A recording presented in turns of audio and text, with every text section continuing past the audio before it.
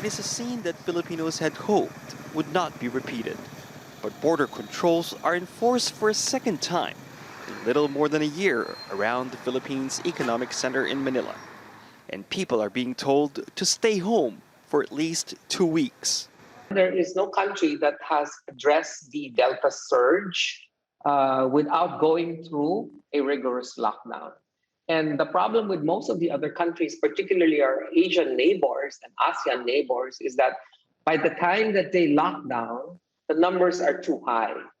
COVID-19 cases have been on a steady rise in the country, with numbers on Friday at more than 10,600 not seen since the third wave of the virus in April.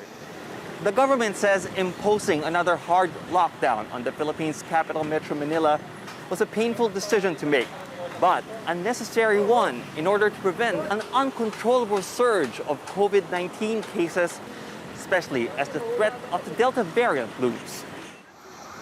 The pain is shared by more than 13 million of the city's residents, who aren't only at risk of contracting the virus, but suffering further from the economic downturn.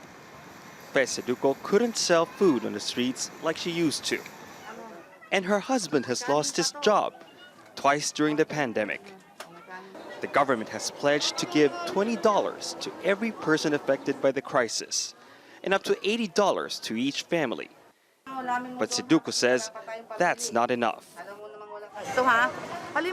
Look, if a member of your household regularly takes medicine, how can $80 be enough? It's not enough to cover both medicine and food.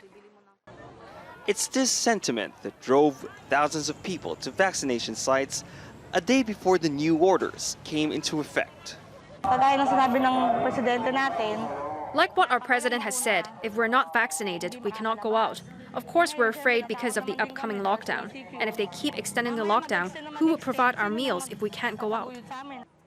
Government officials had hoped to avoid a lockdown by vaccinating most of the population. But supply issues made that difficult, leaving them with no choice but to revert to enforcing restrictions. Barnaby, Al Jazeera, Manila.